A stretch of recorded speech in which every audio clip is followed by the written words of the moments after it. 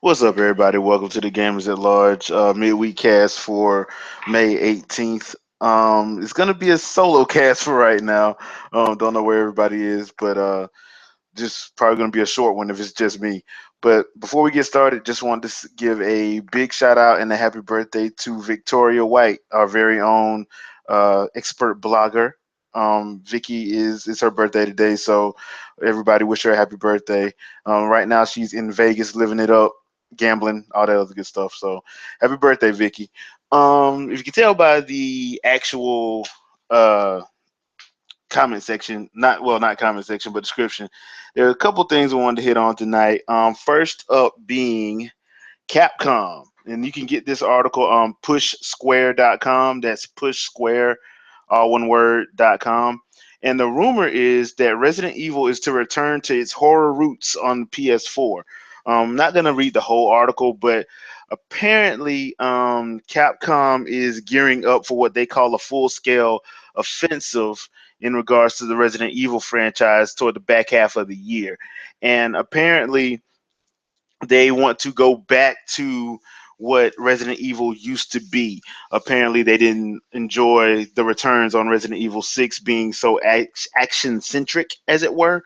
I didn't play Resident Evil 6, so I can't really say. I know friends of mine that had played, and they told me that they just didn't like it. It didn't feel like Resident Evil. It felt more like Gears of War with a splash of Call of Duty in it, and they just didn't care for it. They like the only story they really cared for was the Leon story, because Leon's story actually felt more like a Resident Evil game as opposed to the other stories in the game. So that's what some friends of mine told me. Like I said, I never got to play it. I know I did play Resident Evil Revelations on the 3DS, and I own it on the Wii U.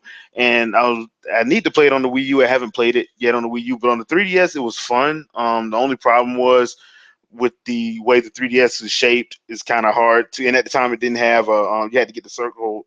You had to get the Circle Pad Pro, so it was kind of awkward to control. But I actually enjoyed Resident Evil Revelations because it felt like a Resident Evil game where you had to be smart with your ammo. Some enemies you had to run from, some enemies you couldn't fight, some enemies you had to pop them a couple times just to get them off of you or stun them enough for you to get away. So I actually kind of enjoyed Resident Evil Revelations a little bit more. I haven't enjoyed like Resident Evil games since I'd say, well, Revelations, but other than that would be probably 4. 5, I couldn't stand, and 6, I was turned off by the trailers and what everybody was saying about it, so I never even picked that one up. That being said, it's I hope they do go back to um the old school survival horror. I know people don't like the tank controls, but if they could find like a happy medium between like um not the tank controls, but at least like the not having so much ammo and actually having to use your brain and puzzles and things like that, I think it could actually be a good thing. Now I know some people aren't going to be used to that because gamers nowadays want their fun and gun, and I think that's what happened with Resident Evil 6. They wanted fun and gun, and they gave it to them. They gave them that whole fun and gun feel, that whole fun and gun style gameplay where you don't hardly ever run out of ammo. You just mow through zombies and Plagius, however you say them freaking monsters' names. But you get the idea. So, who knows? What do you guys think? Do you think they're gonna go back to their uh, roots, so to speak, or you think they're just saying stuff and they're probably gonna have where it's gonna be a fun and gun? Let me know in the comment section below. All right, so next thing up, Nintendo. Apparently Fire Emblem and Animal Crossing is coming to mobile, or gonna have a mobile section. Now you can find this article out on nintendolife.com. This is where I got it from anyway. And this article was kind of interesting. I'm trying to find it now because I can't remember actually what I was in it. But the basic gist of it is basically some of the games that Nintendo will be placing on mobile will actually be able to be utilized, some game aspects in game. So say there's going to be parts that could be done on mobile that will link up to your 3DS or Wii U or NX or whatever game, which I think would actually be cool. Down in the article, I'm trying to remember if it actually said which one there, if it's actually doing like in-game things. I'm trying to find that, and for some reason, when you're looking for stuff, you can't find it. And I'm in that situation right now. I can't find it. It was all over the place this morning. Um, okay, well, anyway, what other games you think should Nintendo bring to mobile? Me, I'm probably gonna go with the obvious answer would be probably some of the platforming stuff like your Mario. Mario's gonna come in some form or another, or and maybe Kid Icarus. You never know. Kid Icarus could actually work.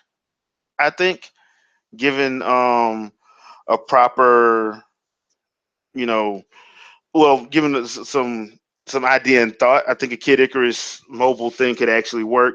We know about the Pokemon Go. I just don't know when it's gonna come here.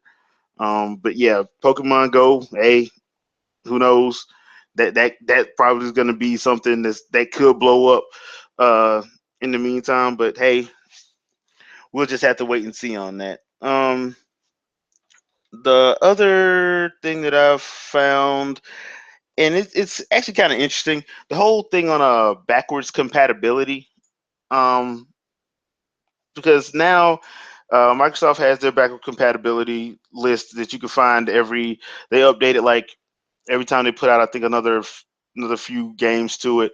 And I find it kind of interesting because a lot of game review sites, game media sites were saying not just a few years ago how backwards compatibility wasn't needed in this gen, and I found that interesting.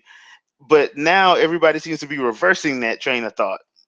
It's like it's cool to get back to have your games be able to be played because I don't know about you, but I wasn't with buying a game that just came out again, which is exactly what was happening at the beginning when Sony and Microsoft when the Xbox One and the PS4 first came out.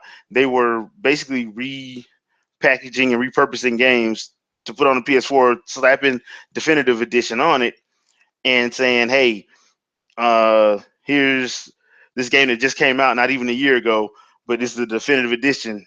Have at it for your next gen, your new gen console or whatever." I wasn't ever really cool with that. I thought that was kind of actually not cool. Because basically they were charging, in a lot of situations, they was actually charging like close to full price for it, or in some cases full price for for the same game that you had on your PS3 or 360 that's sitting up in your house. I thought that was just kind of not cool in any way, shape, or form. Me personally, I've always thought that backward compatibility is kind of important, especially now. That way, because most games, if you think about it, if you've been gaming long enough, you think about it, the best games in the system usually comes out at toward the end of the system. So you wouldn't have and there's some people who will say like, certain games should have been available at launch. And I hate when people say that. But your best games usually come out toward the end. Like your Last of Us came out, I think it was 2013 was when Last of Us came out, I want to say. 2013 or the end of 2012. I can't remember the actual year, but Last of Us came out toward the end, basically. Um, you know, what's another one? Skyward Sword came out toward the end. Your some of your better games actually come out toward the end of the system. So if you are one of the day one adopters, and there's a lot of people who adopt day one. This go around, I'm probably not going to be a day one adopter again, but this time I was. Um, it would be cool. It would be good to actually be able to play like games I may have not finished yet, just by popping it in my new system. If the system has the ability to do that, I think it's important, especially now. But I just think now that we're not getting that, it's not cool, and we're getting like, oh well, yeah, now it's backward compatibility is needed. I thought it was needed back in 2013. So it's one of those situations where you look at the situation and you sit and see and you're like, okay, well, why wasn't anybody saying something back in 2013? Now they're praising it now when they should have been praising it, when they should have been being like, okay, this isn't acceptable. I just find it funny that your IGNs, your GameSpots, they don't do that. I just find it kind of funny in that regard. But you can find out because let's see, Xbox did have some more games coming to their backward compatibility, and this article I found on PureXbox.com, because now Call of Duty Black Ops and let me see, it's Call of Duty Black Ops and another. Okay, that's weird.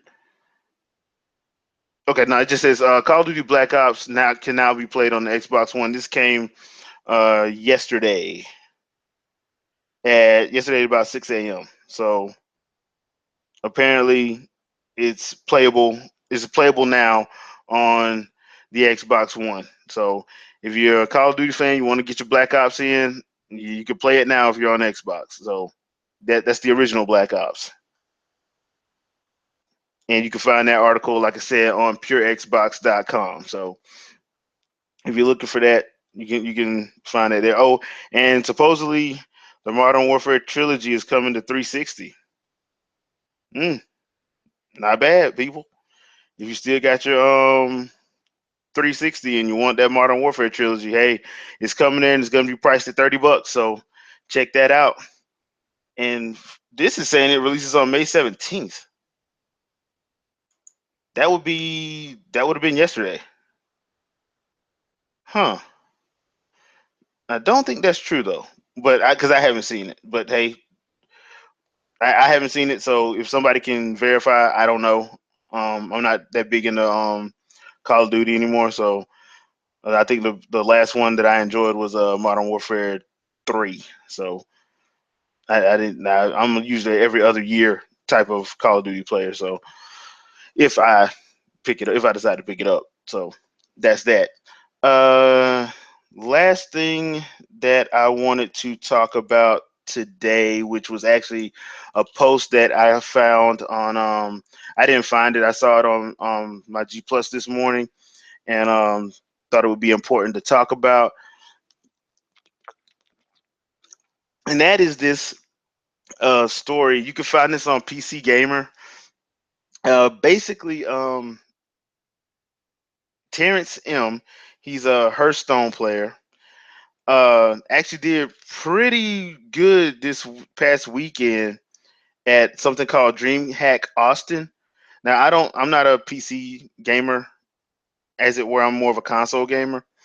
But I saw this post and I thought it was one of those situations where um, it would make for a good discussion.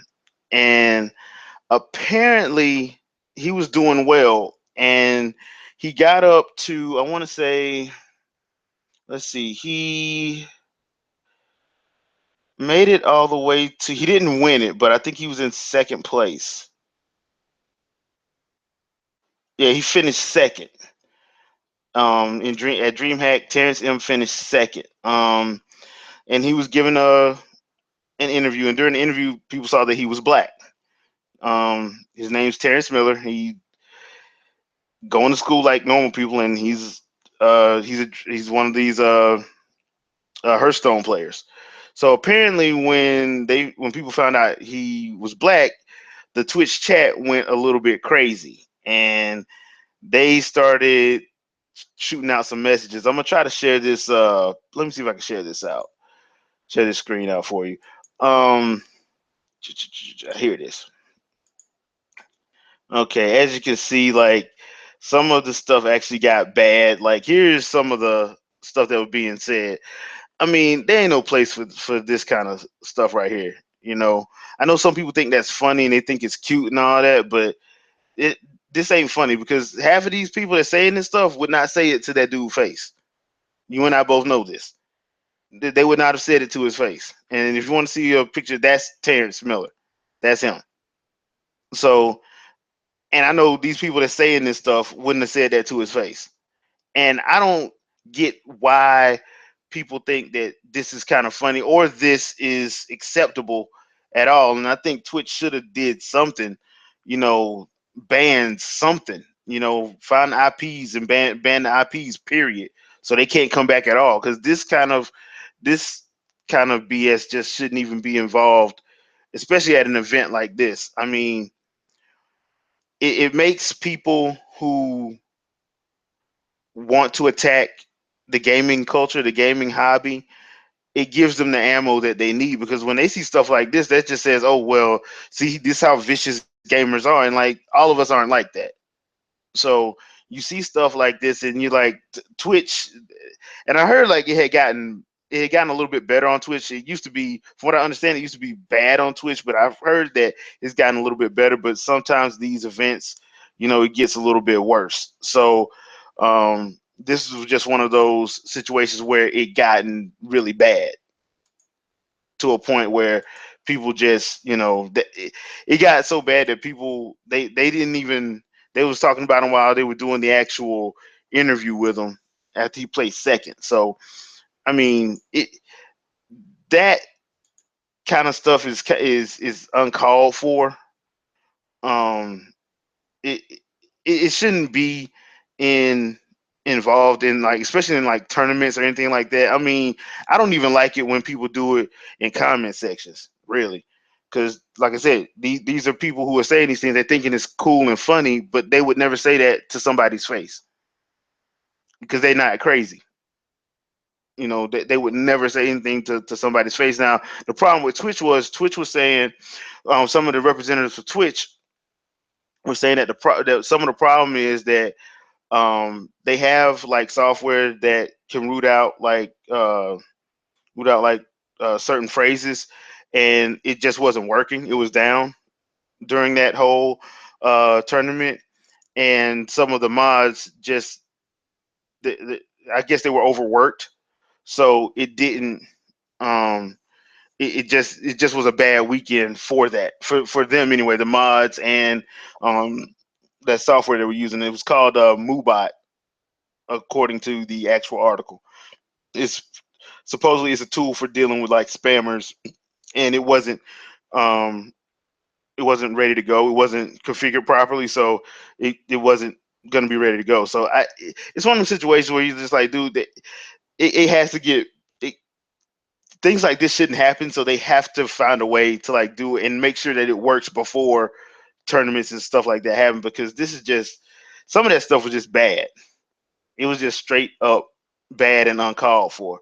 So hopefully Twitch can do something about that, get that situation taken care of, because that's one of those situations where it's not needed in gaming, period.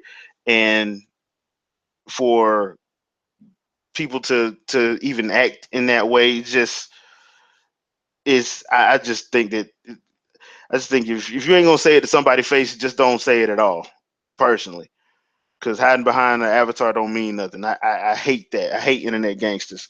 So, but that's just my whole opinion on that situation. Um, that pretty much covers it for what I pretty much had. Doesn't look like we got any questions, so I'll be cutting this a little bit shorter than normal than I thought I was gonna be. Yeah, no questions at all. So, like I said before, if you have a chance, don't forget to tell Victoria White, Vicky, happy birthday, because it is her birthday today. And Sunday will be our 100th episode. We hope to have a little. We're gonna do something a little bit different than our normal cast for that 100th episode. So just be sure to tune in then, 7 p.m. Eastern Standard Time, and we'll see you guys then. Peace out, peeps.